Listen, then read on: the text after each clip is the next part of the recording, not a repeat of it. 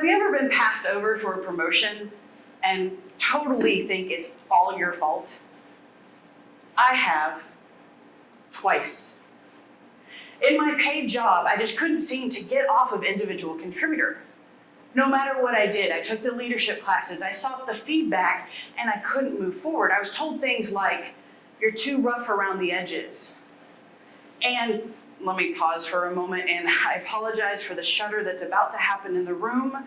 I was told I need to smile more. I'm gonna take that comment and we're just gonna put this right over here, and we're gonna forget about that one. I found myself across the table from Karen. Karen was the leadership and development director at my company. She and I had met a couple of times, so this wasn't a super new meeting. She knew me a little bit. And I was telling her about how my life was rocking in Toastmasters. I had all these leadership opportunities. I was doing all this really cool stuff, but in my paid job, I couldn't get there. I was taking the classes and I was seeking the feedback. Something you need to know about me is I am a really good self-evaluator. It's something that comes along with being an introvert. I take any situation that I'm in, and I will, after it's over, and I will look at each piece of it to make sure, what can I do better?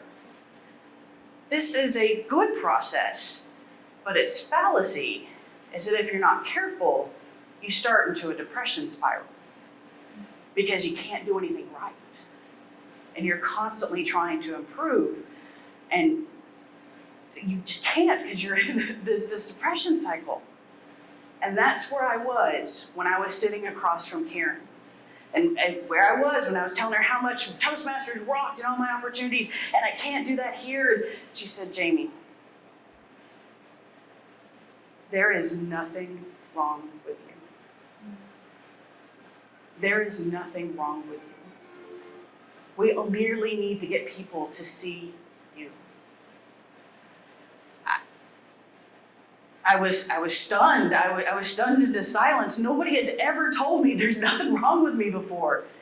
I mean, my husband constantly tells me that I'm perfect, but I don't think that really counts in this scenario. But in that moment, right then and there, my perspective changed.